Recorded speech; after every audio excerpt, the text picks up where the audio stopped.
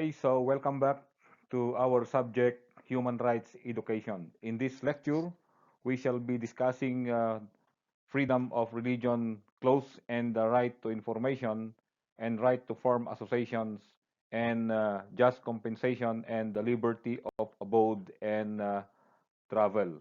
Okay, so once again, your lecturer is Darlito Bernard Gidrizo, known as Tatay D, Sir D, and Dr. D.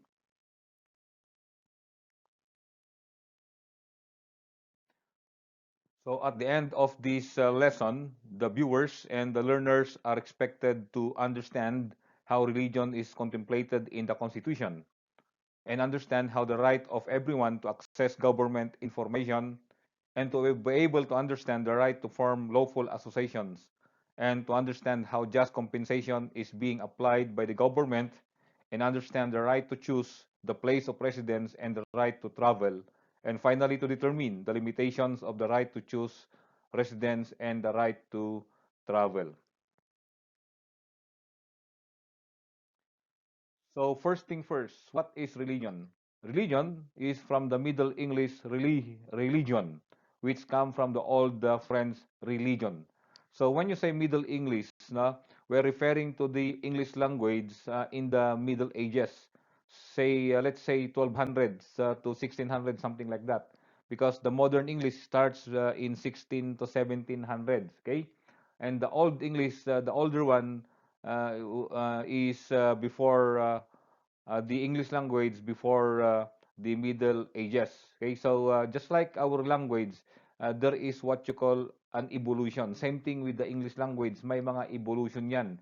So yung, say for example, yung Bible, yung King James Bible, mahirap unawain ngayon ng mga tao because yung English na yan ay noong Middle English yan or Middle Ages yan. So medyo mahirap unawain yan. Kaya mayroon tayong mga later versions ng Bible na mas magaan at mas madali yung wikang English na ginamit niya.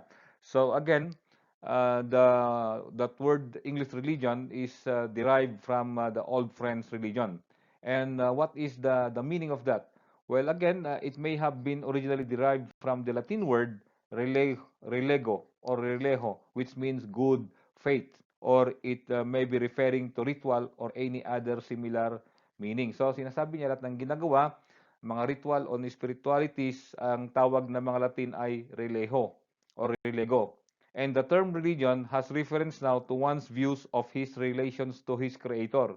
So, whether sinong kinikilala mong creator mo, whether ang Diyos sa Bible, okay, whether ang Diyos na mga Bombay or mga Diyos na mga Islam, so depende yan. As long as in reference to your view of your relation to the Creator or to God, then that is called religion.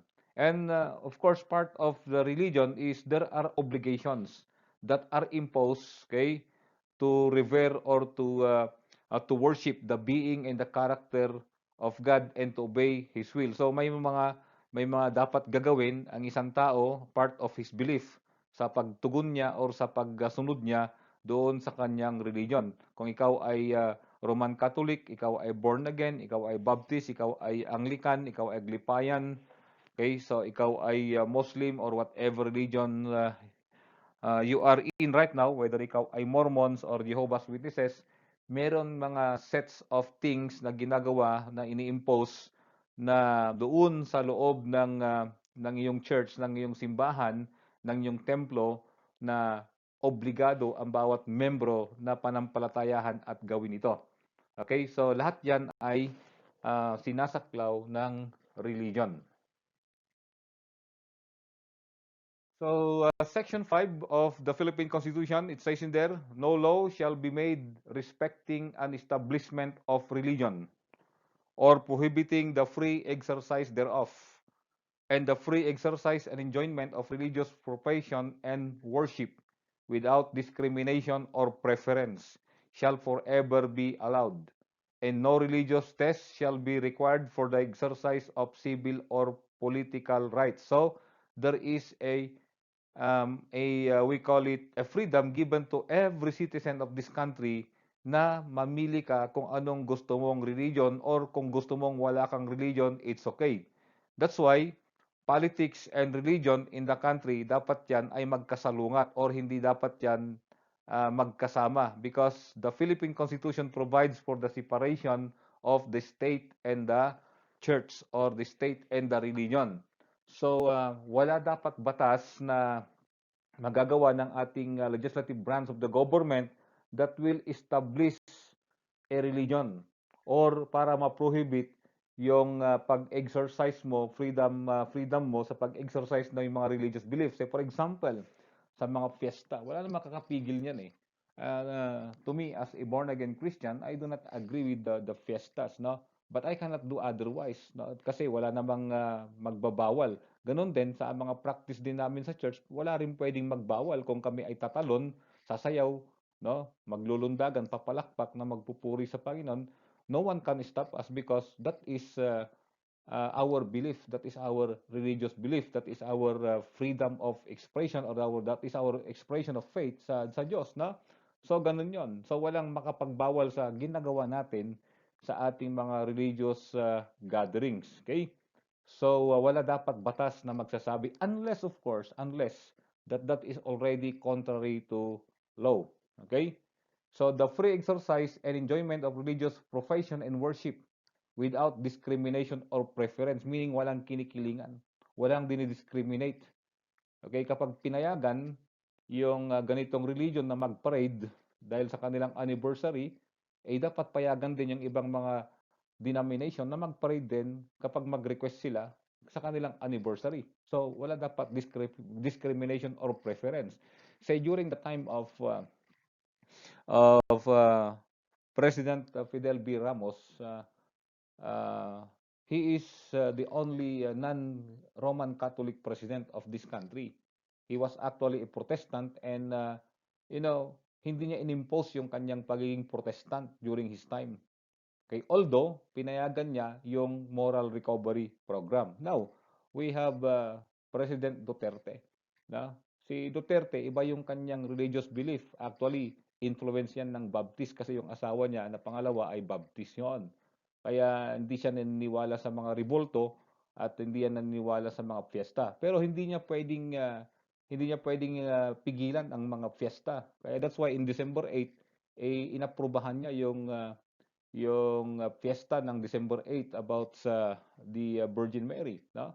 So hindi niya pwedeng bawalan 'yon. Even December 25, that is prominently a Christian tradition, prominently a Roman Catholic tradition. So hindi niya pwedeng i-stop yung Christmas kasi iba yung kanyang pananampalataya, no? So no one in this country can stop you to exercise, okay, and enjoy your religious profession and worship and without discrimination or preference. That's why huwag kayong magtataka kung yung mga sa Islam or sa Muslim ay binibigyan sila ng holiday sa Ramadan at saka sa Eid Fitr nila, no?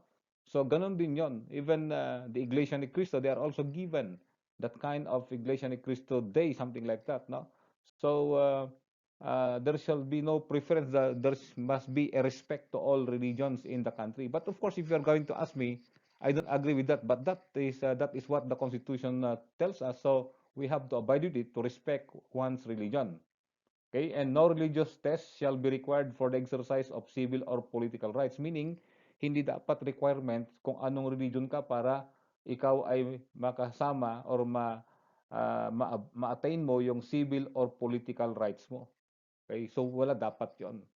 Okay, so of course it goes with it doon sa mga employment ngayon. Pag nag-apply kayo sa civil service o nag-apply kayo ng mga government office ngayon, nakalagay doon. Mayroon silang announcement that that office is not considering or that office accepts all applications with irrespective of the sex, irrespective of the gender, irrespective of the political belief, irrespective of the religion. So may mga ganun ngayon. Okay? Unlike noon na kumbaga mayroong mga preference yung mga ibang government officials. Now, if a government official is having that kind of preference, as long as meron kang ebidensya, pwede mong kasuhan yan ng betrayal ng Constitution. Ano? Because sinasabi ng Constitution na wala ka dapat wala ka dapat kinikilingan, wala ka dapat pinapaburan in the exercise of the civil or political rights of every citizen of this country. What is that non-establishment clause? The state should adopt position of neutrality when it comes to religious matters, and that the state cannot, meaning ano yung hindi dapat tayuan. In other words, dapat nandun siya sa sentro ang government natin, ang estado natin.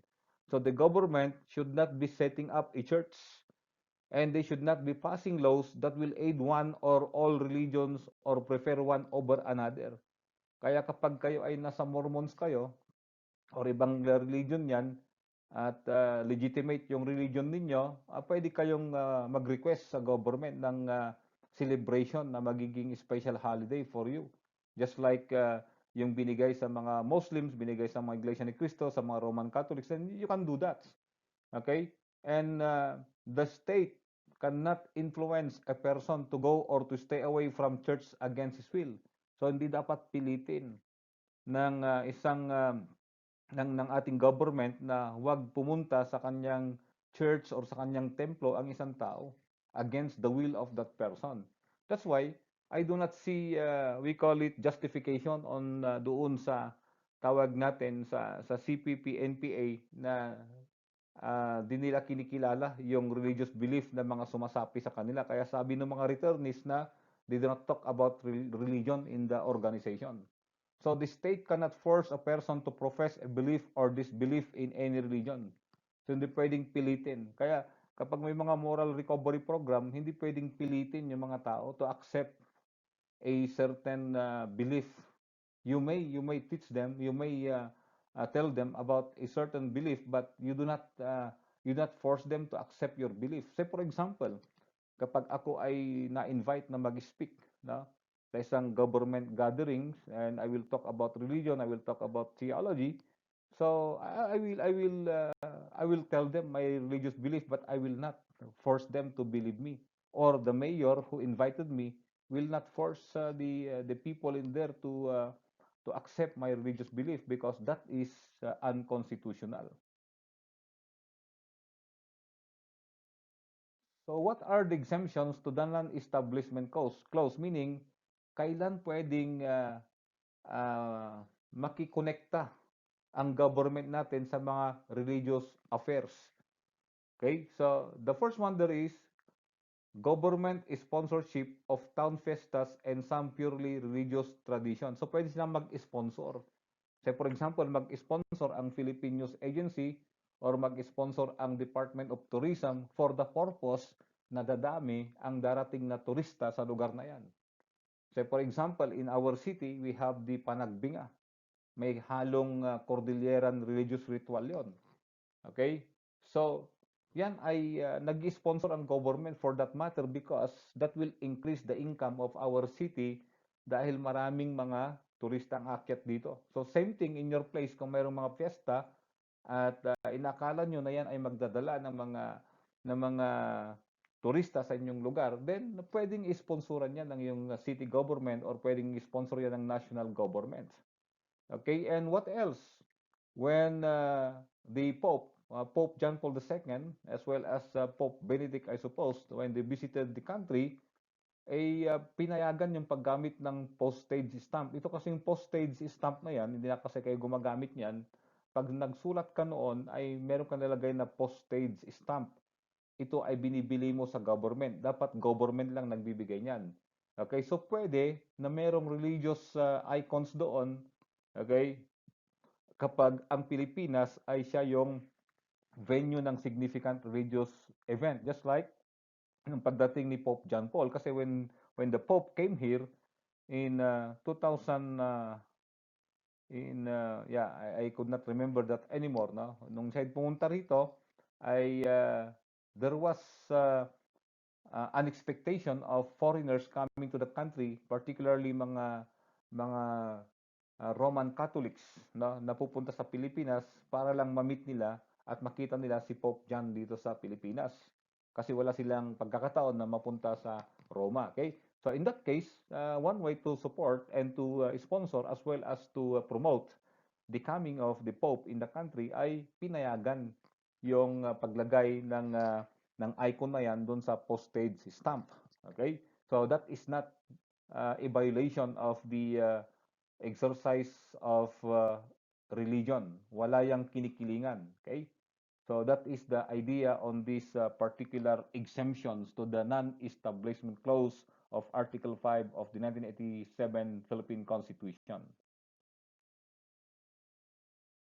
And the free exercise clause, aspects of freedom of religious profession and worship. Ano ito? Yung right to believe which is absolute.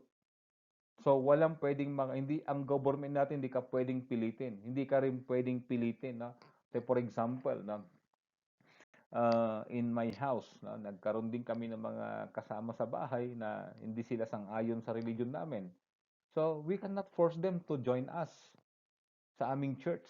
So it's up to them. If they are convicted to come, then so be it. But we cannot force them to come. That is the idea. You cannot force anyone, okay, to exercise his belief. No? And then, even doon sa tinatawag natin, kapag may mga empleyado ka, hindi pwede na i-impose mo.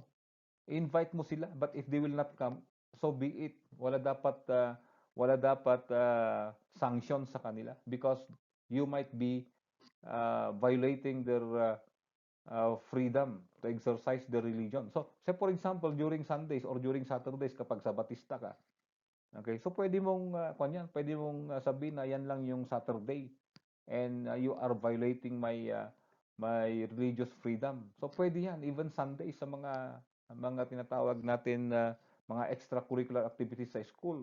Pwede kang di pumunta. Pwede mong sabihin na dapat nasa church ako. Okay? Yung umaga lang yung church namin, wala kaming church hapon, wala kaming ibang pupuntahan ng hapon na magsi-church kasi Sunday morning lang kami. So hindi ka nila pwedeng obligahin, no? That is your freedom. Hindi ka pwedeng didakan ng points or it will be taken against you because you exercise your freedom of your religious belief. Okay? And that is the right to act on one's belief. That's why even the Iglesia ni Cristo, lumalabas sila ng Thursdays, Saturdays. And nobody could stop them because that is their right to act their belief. Okay? Although that is subject to regulation. When the act of one's belief is subject to religion, when you are already doing anything that is contrary to law. Say for example, yung religion mo ay inaalaw yung polygamy, yung maraming asawa. Hindi pwede because in the country that is unlawful, that is illegal ang polygamy. So hindi pwede. So i-regulate ng government 'yan. So any practices of say for example, may ritual kayo sa religion ninyo na kakatay kayo ng bata every year end. O hindi pwede 'yon, di ba? So pagbabawal ng government natin 'yon. Kapag yung actions mo in the exercise of your belief, religious belief is already violating or you are seemingly violating a law in the country, then the government will regulate you about it, no? Baka masyado na kayo nag-iingay sa madaling araw, no? Kagaya ng mga Muslim, madaling araw, lakas-lakas ng mga mic nila. So pwede kang mag-complain na wag namang ganun na ihaharap sa mga residential houses. Baka pwede namang pahinaan. Okay?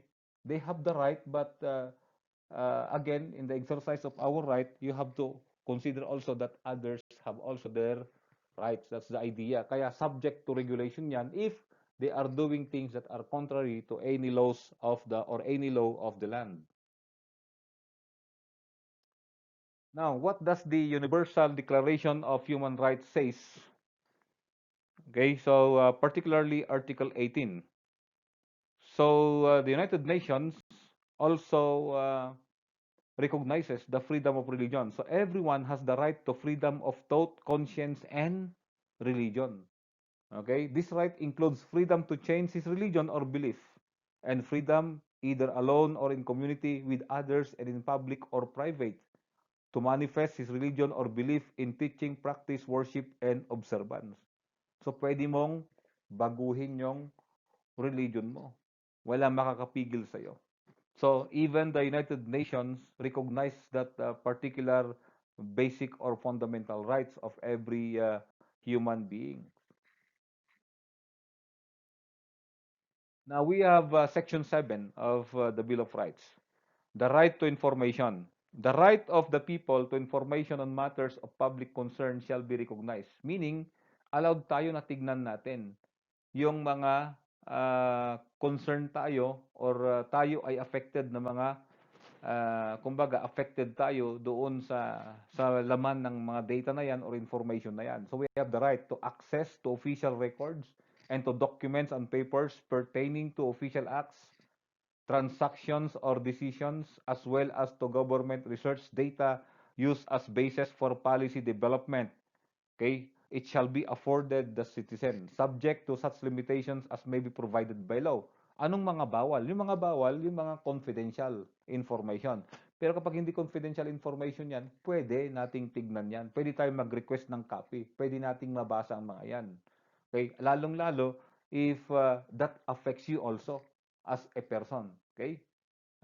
In other words, may epekto sa'yo yung laman ng document na yan, ng information na yan. So you can uh, uh, you can exercise or you can demand for your right to read the content of that document, okay, because that is provided for by section 7. Again, that is subject to limitations as may be provided by law if we call it the revealing of the information already compromises public safety, public health, and public order and national security.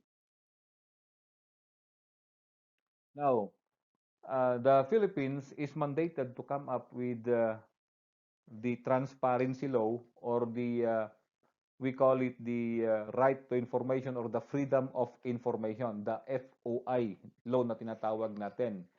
Unang-una, importante kasi yung FOI na yan para magkaroon ng transparency sa ating mga government transactions. Kasi kapag hindi transparent ang government transactions, doon pumapasok ang corruption.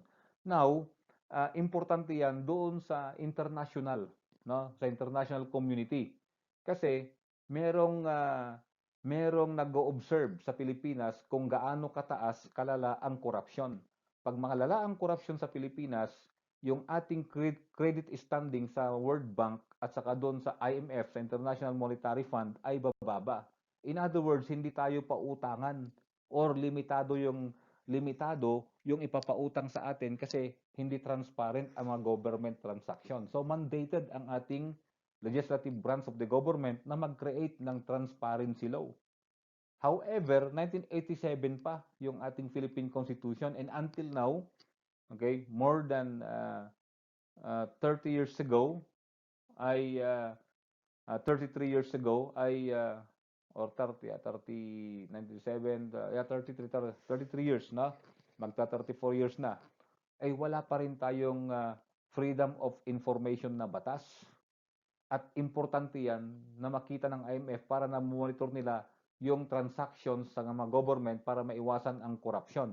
Kasi bakit hindi nga naglalabas ng mga ng ng batas, okay?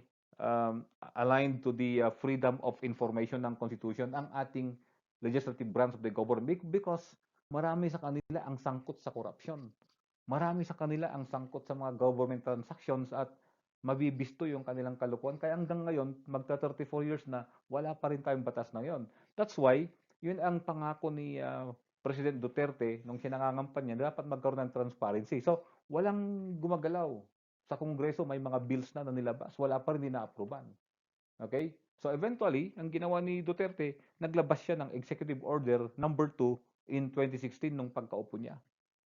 Okay, yun ang pangalawang batas na ginawa niya, okay, operationalizing in the executive branch the people's constitutional right to information and the state policies to full public disclosure and transparency in the public service and providing guidelines therefore. Kaya ngayon, hindi kagaya noon na kapag nag-apply ka sa government, hindi mo alam yung transaction sa government. Ngayon, pag nag-apply ka sa government, nakikita mo yung qualification ng mga kapwa mo mga tawag natin nag-apply. Even pag nag-apply kayo sa PNP, sa BFP, and other bureaus of the government, pinapublish sa Facebook, may media, pinapublish yan, pinapakita. Yung mga rankings ninyo, no? Pinapakita yan kasi that's part of it, yung transparency to avoid corruption na tinatawag natin. Although, that is not yet absolute na matanggal yung corruption, ano? Pero at least yan yung requirement. And you have the right to know.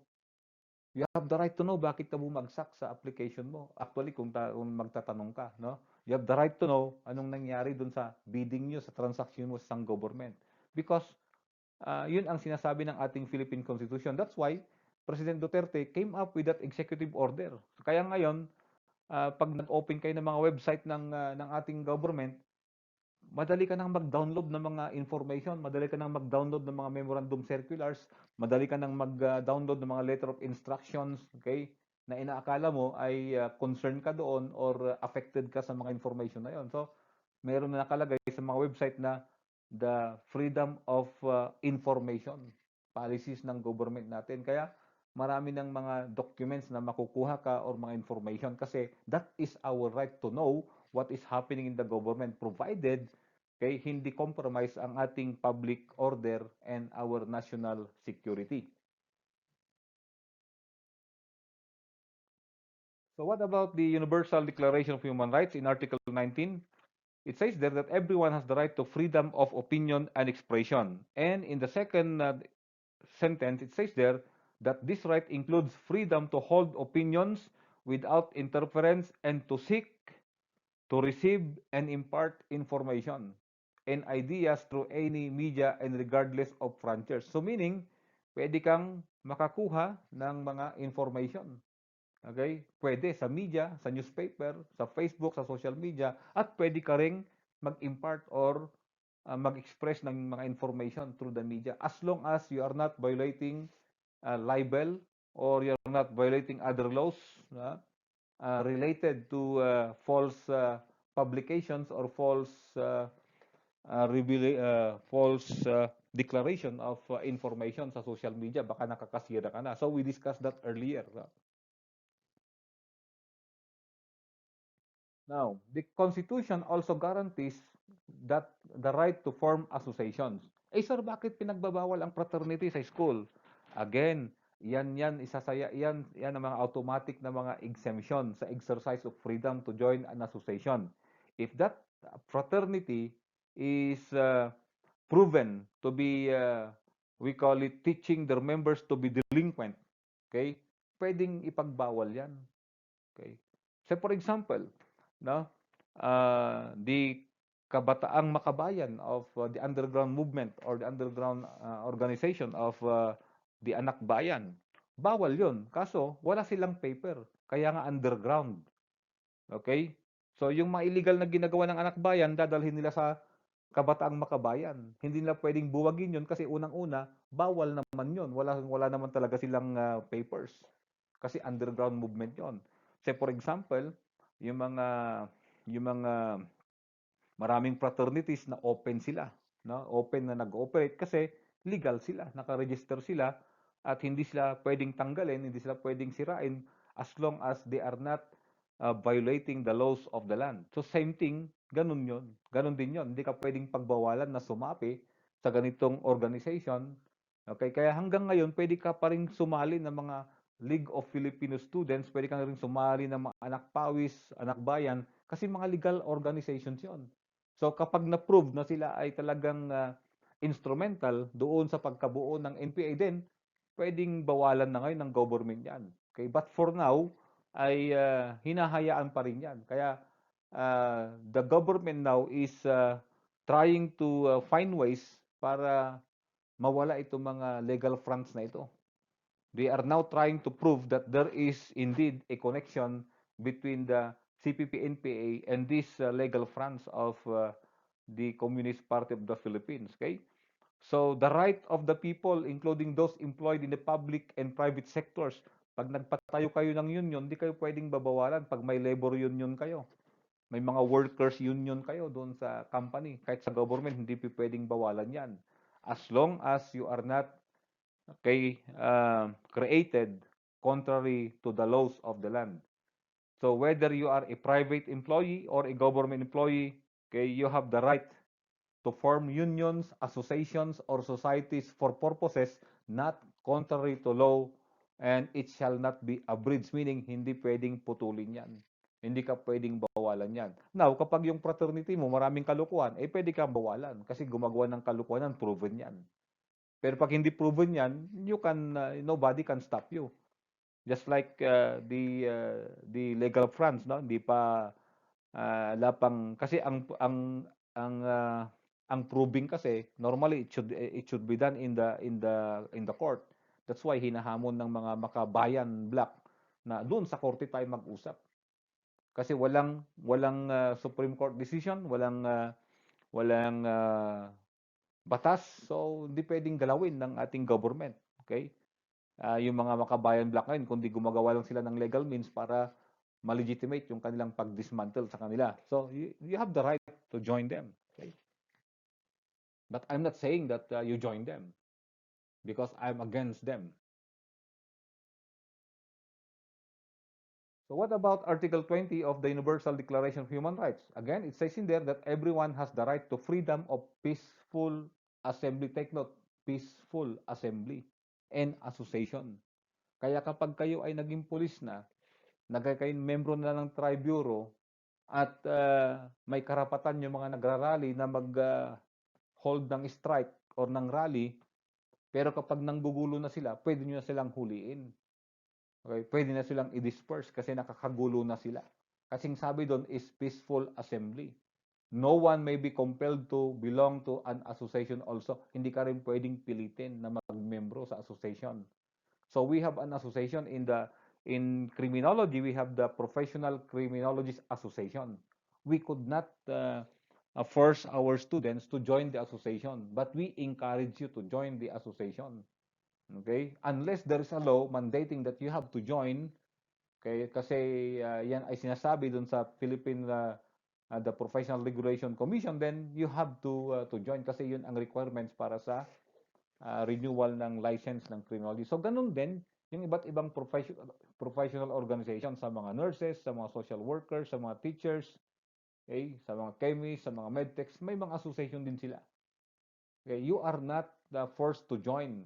However, kapag ginawa yan na requirements, then you are obliged to join in support of your profession also. Let's move on. In Section 9 of the Article 3 of the Bill of Rights, the just compensation. So we discuss in the police power of the government, in the power of eminent domain, that the government can expropriate your property for public use. However, ang sinasabi ng Constitution natin, private property shall not be taken for public use without just compensation. So we discussed that already, na kailangan bayaran ayon sa market value, ayon sa market value ng iyong bahay. Hindi pwedeng babaratin yung bahay mo na kinuha for public use. So what does it mean by just compensation? It is described as the full and fair equivalent of your property. Kompleto na kabayaran. At yung kabayaran ayon sa market value. Okay? For that property taken from the private owner by the expropriator, and that is the government. Okay? So ganon ang idea. So we discussed that already under the three powers of the state, and that is the power of eminent domain. What about the word just? The word just is used to intensify the meaning of the word compensation. When you say intensify, para ibig sabihin nun ay uh, mas uh, mas patibayin pa niya yung word na compensation, kasi yung word na compensation ay okay na yon. Pero pag sinabing just compensation, parang kina-qualify pa niya, parang ni-specify pa niya, no, yung meaning ng word ng compensation. That is to convey the idea that the equivalent to be rendered for the property taken shall be real, substantial, full, and ample. So, yung palit ng yung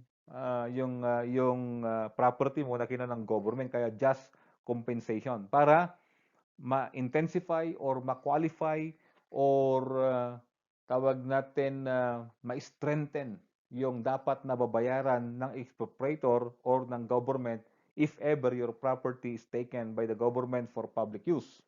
And the justness of the compensation can only be attained by using reliable and actual data. Hindi pwedeng estimation lang yan. Hindi ka rin pwedeng mag-presyo ng mas mataas.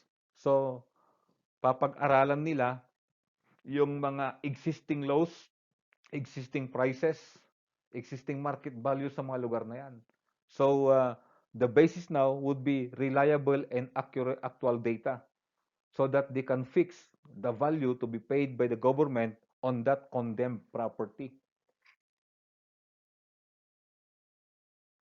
The payment of just compensation under the local government code, the amount to be paid for the expropriated property shall be determined by the proper court. So, dapat may isampa sa court, i-hearing sa court yung hinihingi mong kabayaran.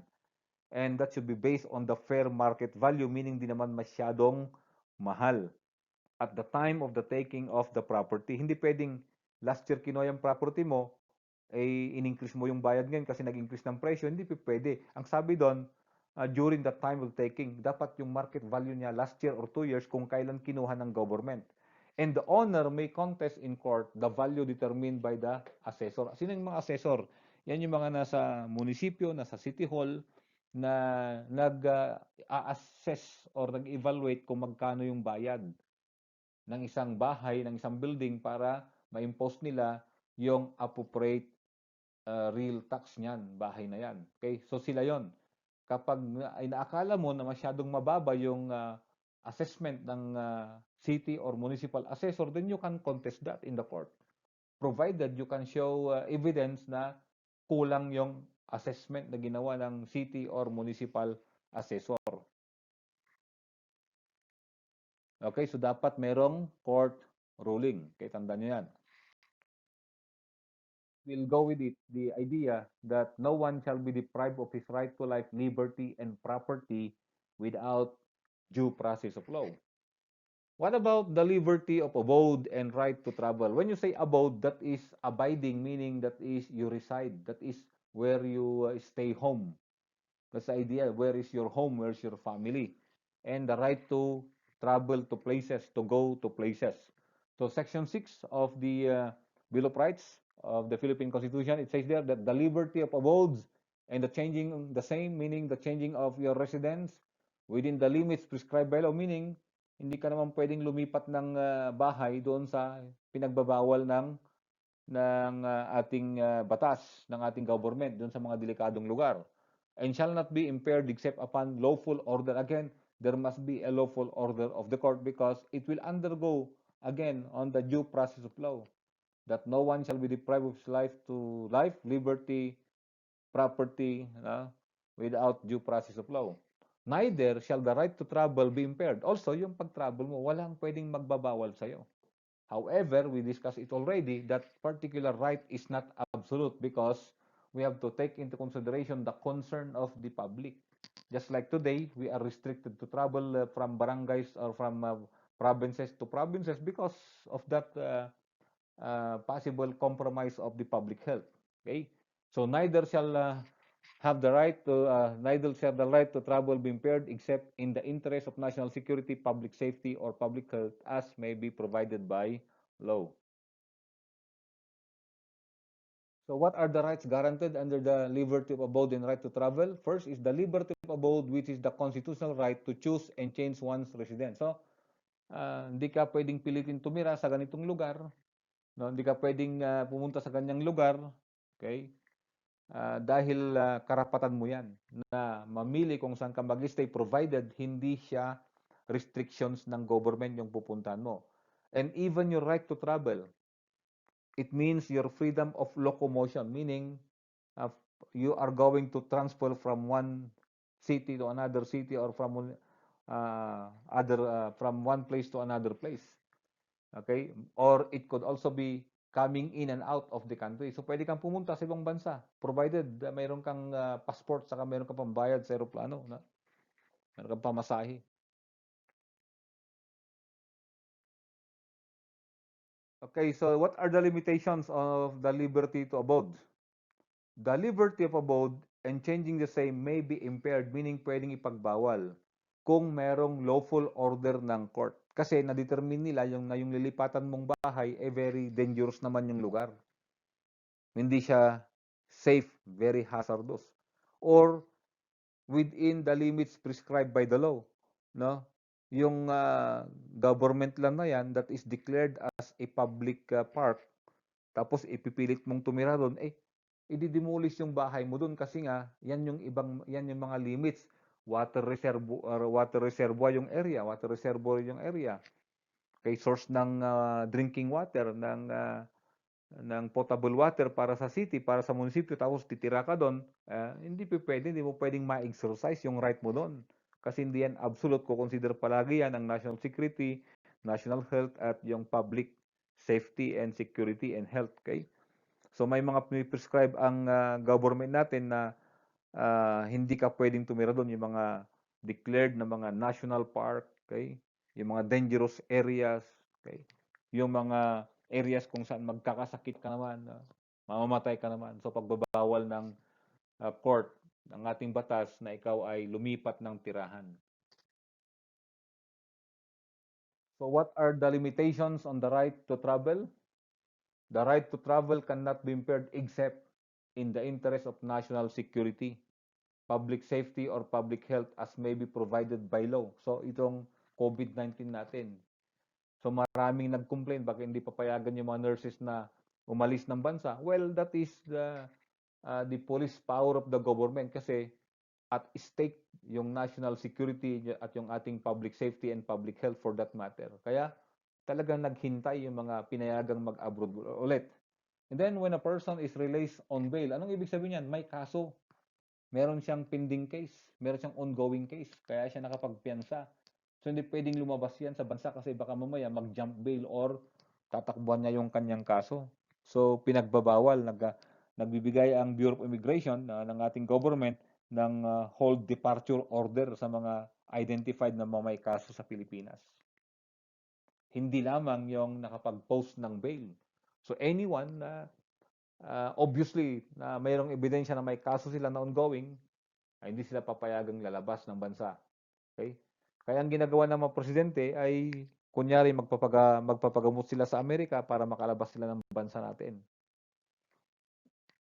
Lalong-lalo yung mga presidente, former presidents na may kaso or mga former public officials na may kaso. Now, eviction and demolition as practice shall be discouraged. Anong eviction? Yung palalayasin ka sa iyong bahay. Hindi ka nakakabayad, palalabasin ka. So, mayroong rules yan, mayroong administrative due process na tinatawag natin diyan. Okay, dapat may mga ebidensya, may mga agreement diyan kung kailan ka mai-evict, kailan ka lilipat kasi pag di ka lumipat, pwede kang evict, no? Pipilitin kang paalisin sa iyong tahanan, inupahan. At yung demolition also. So ano 'yon? Yung exemption, kailan pwede kang i-evict, patanggalin ka sa iyong bahay or patanggal yung bahay mo. That is when you are occupying danger areas. Nandun ka sa bingit ng kamatayan sa may bangin, no? Masyadong very steep yung bundok. Magpapatay ka pa rin ng bahay sa gilid niya. So, delikado yon. So, pwede kang bawalan ng ating government. Kasi sa building code natin, meron ding mga nire-require kung saan ka pwedeng magpatayo ng tahanan. And you cannot insist on staying on that place or building a house that place if that is at stake yung national security, national health, or public health and public security. And your security also as a person. When government infrastructure projects with available funding are about to be implemented, na? At pwede ka nang paalisin dun sa lugar na yon. Provided ililipat ka, mayroon kang paglilipatan, hindi ka pwedeng iwan lang sa lansangan kasi pwede mo invoke din yung right mo. And kapag may order ng court, okay, doon ka lamang pwedeng titira doon sa mga lugar na yon. But otherwise, ay may mga limitations doon sa pagpili mo ng pupuntahan mo at pagpili ng lilipatan mong tahanan. So again, what does Article 13 of the Universal Declaration of Human Rights says? It says there that everyone has the right to freedom of movement and residence within the borders of each state. Meaning, sa loob ng bansang Pilipinas. Everyone has the right to leave any country, including his own, and to return to his country. So, pwede kang gusto mong abroad, punta ka ng Mars, okay, punta ka ng buwan, pwede yun. Yan. Basta kaya mo. Hindi ka pwedeng hindi ka pwedeng bawalan ng ating government or anyone for that matter. Okay, so finally, what about our freedom as stated by the Bible? No? Ang sabi ng Bible in 1 Peter chapter 2 verse 16, I'm reading from the English Standard Version, sabi doon, live as people who are free. So even the Bible emphasizes freedom. However, sinasabi rin ng Bible, do not use your freedom as a cover up for evil. Okay? So wag mo namang gamitin yung freedom mo para gumawa ng kalukuhan. That's why ito yung aking punto sa mga makabayan black, no? They have the freedom. Okay? They have the freedom to form association. They have the freedom to street parliament like that, no? Yung mga nag-strike, they have the freedom to do that. Okay? However, dapat wag nilang gamitin yung kanilang freedom to cover up yung kanilang evil deeds na pababagsakin ang ating Pilipinas. Okay? So, ganun yun. No? You can exercise your freedom as long as you do not use your freedom to cover up evil things or criminal things that you are doing. Okay? So, with that, thank you for listening and good day, good morning, good afternoon, and good evening, whatever time you are watching this video. Okay? For my students, leave your comment in the comment section. And if you are new in my channel and you have not subscribed it yet, then please subscribe my channel. So once again, thank you very much. God bless you all.